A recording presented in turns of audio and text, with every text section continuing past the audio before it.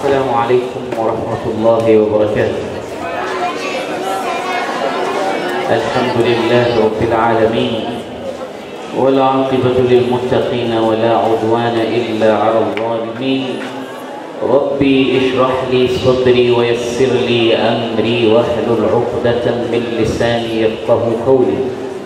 الحمد لله الذي أحيانا بعدما أماتنا وإليه النشور وبعد. watukufu Waislamu, lillahi rajulan, Mwenyezi Mungu ana watu wawili tu peke yake katika ulimwengu huu tunaoishi mimi na wewe. Fa'alayka an takuna wahidan minhuma, lazimisha nafsi yako uwe mmoja katika hawa wawili. Lillahi rajulani, watu wa Mwenyezi Mungu ni watu wawili tu peke yake. Sahibul Quran, mtu wa kwanza ni mtu wa Quran, huyu ni mtu wa Allah subhanahu wa ta'ala. Wa sahibu alladhi khassahu, na mtu wa pili ni yule mtu ambaye kamhusisha yeye Allah, anasema huyu ni wa kwake. Na huyu wa pili ukitaka kumfahamu vizuri anakuwa na sifa gani, nidhamu yake ni ipi, nenda kazisome sura 2 za Qur'an, pale utakuta watu wa Allah ni watu gani. Ukisoma suratul Furqan, wa ibadur rahmani alladhina yamshuna 'ala al-ardi hauna, hapa wanatajwa awsaf rijalullah, sifa za watu wa Allah.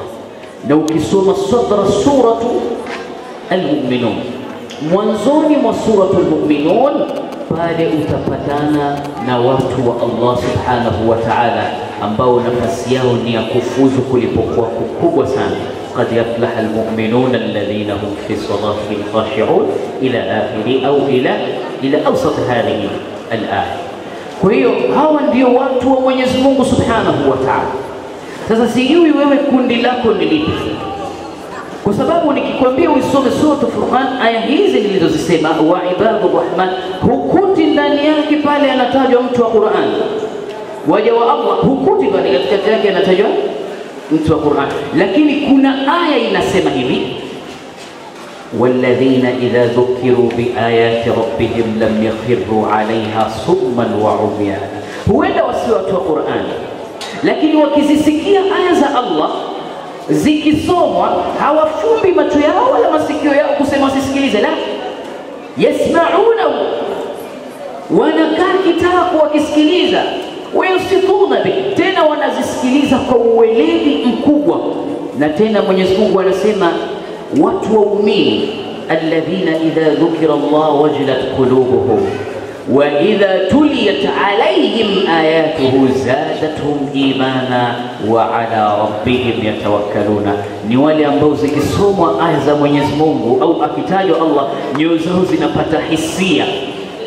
Wa idha tuliyat alayhim ayatuhu, na zikisomwa aya za Mwenyezi Mungu zadatuhum imana, basi wao zile imani zao na khushu'i, takbira, tahfidha, tahdhir, zote zinakuwa zinajazana zile khawas katika nyoyo zao. Ni kwa umuhimu wa Mwenyezi Mungu subhanahu wa ta'ala. Na ndio maana miongoni mwa sahaba alikuwa anasema, kunna, sisi tulikuwa zawahira min shabab, kundi la vijana, najlisu ma'a an-nabii, tunakana mtume wetu Muhammad sallallahu alaihi wasallam, nata'allam minhu imanan qabla an nata'allama qur'ana, falamma ta'allamna al-qur'ana fazdadna bihi imana.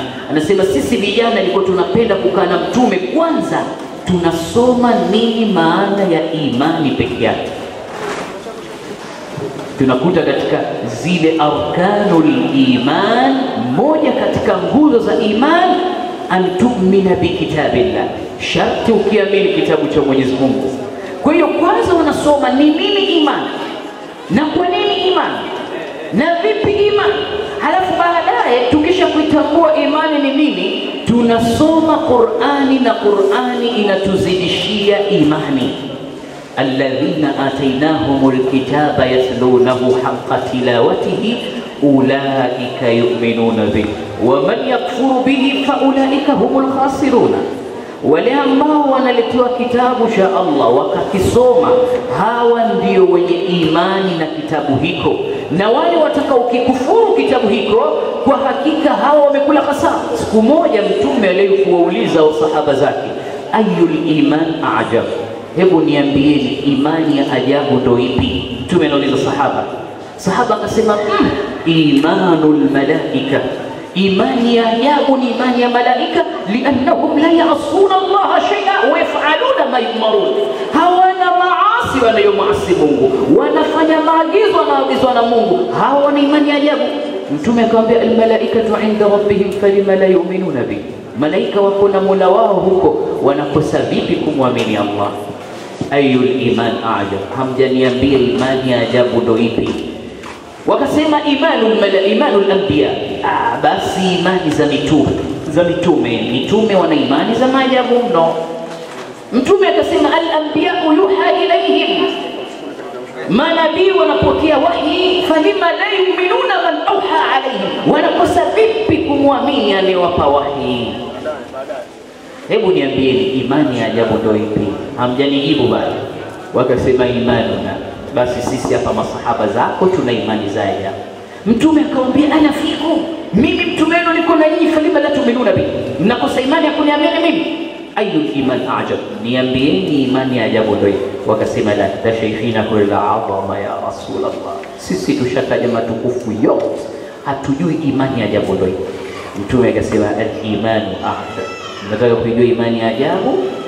Ya atuna aqwaman min ba'di, watakuja watu baada yangu mimi, yajiduna kitaban fi waraqin, wataipata Qur'ani imeandikwa katika sahifa, karatasi, thumma yu'minuna bihi, hawa watu watakuwa wana imani na kitabu hicho. Hawajaniona, lakini wanaamini kile kilichokuwemo mule ndani ya kitabu kimeteremshwa kwa muumini. Hawa mabwana wana imani ya ajabu, na namuomba Mungu atufanye kuwa hao watu tuliopata sharafu ya kupata imani ya ajabu, iwe ni mimi na wewe na mwingine aliye katika ummati Muhammad. Hii ndio imani ya ajabu. Mtume anatuhadithia kutuonesha kwamba imani hii haikuwa ni kitu cha kawaida. Kwa kumaliza mazungumzo mafupi haya, napenda nikusimulie kisa kifupi cha mwana mdogo mwenye umri wa miaka 15. Mwana huyu mdogo alikuwa akisoma Qur'ani bijud, na mtu mwenye kuisoma Qur'ani kwa ubora wa kiwango, yani bi ahsana ilayhi, kwa ule uzuri wake ile Qur'ani, ma'a safara kiramin barara, atakuwa na malaika wanaitwa safara kiramin barara. Hawa ni malaika Mungu kawataja katika Qur'ani suratu Abasa, fi suhufin mukarrama marfu'atin mutahhara bi aidi safara kiramin, kawataja Mwenyezi Mungu. Hawa ni malaika kanu yujayiduna au yutqinuna al-Qur'an bi ahsana kama auha Allah bi, yani wanaisoma Qur'ani vizuri kama Mungu alivyoifunua ile Qur'an. Na kuna sahaba miongoni mwa sahaba za Mtume anaitwa Abdullah ibn Mas'ud. Mtume alikuwa akimwita ibn Ummi Abdi. Mtume alikuwa anampenda sana kwa husni tilawati, uzuri wa kuisoma kwake Qur'ani. Huyu kijana anaitwa Abdullah ibn Mas'ud. Siku nyingine Mtume anatoka anatembea usiku wa manane, yuko na Umar ibn Khattab na Abu Bakr as-Siddiq, wakipita kwenye msikiti wanasikia sauti msikitini, sauti imewafurahisha mpaka Mtume anauliza man hadha alladhi yaqra'u al-Qur'an, nani mwenye kusoma Qur'an? Abu Bakr anachungulia, anamuona ni Abdullah ibn Mas'ud, anamwambia Mtume innahu Abdullah ibn Mas'ud. Mtume anasema man arada an yaqra'a al-Qur'ana raqaban kama nazal falyaqra' ala qira'ati ummi Abdi, mwenye kutaka kuisoma Qur'ani vizuri kama ilivyoteremshwa asome kama anavyosoma Abdullah ibn Mas'ud. Mpaka siku nyingine Mtume anamwambia Abdullah, arihna, hebu tupumzishe leo, tustareheshe leo kwa Qur'ani. Anamwambia Rasulullah, aqra'u alayka wa alayka unzil, mimi nikusome Qur'ani wewe wakati Qur'ani imeshushwa kwako. Mtume anamwambia inni uhibbu an asma'ahu min ghairi Abdullah, sawa, lakini napenda mtu mwingine aisome, mimi nasikia. Abdullah anamsomea aya min ayati qur'aniya, basi akisoma suratul Nisa anafika kwenye aya wa kaifa idha ji'na min kulli ummatin bishahidin wa ji'na bika ala haula'i shahida. Siku ya kiyama kila umma utakuja na shahidi wake. We Muhammad, watu wote, umma zote ndio utakuwa shahidi wao. Wallahi aya hizi mtume zinamtoa machozi mpaka hawezi tena kukaa pale kusikiliza Qur'an, anakwenda mahala peke yake, anakaa kitako, anamwambia ya Rabb, fa kaifa li bi yawmil qiyamah, nitakuwaje mimi Mwenyezi Mungu siku ya kiyama.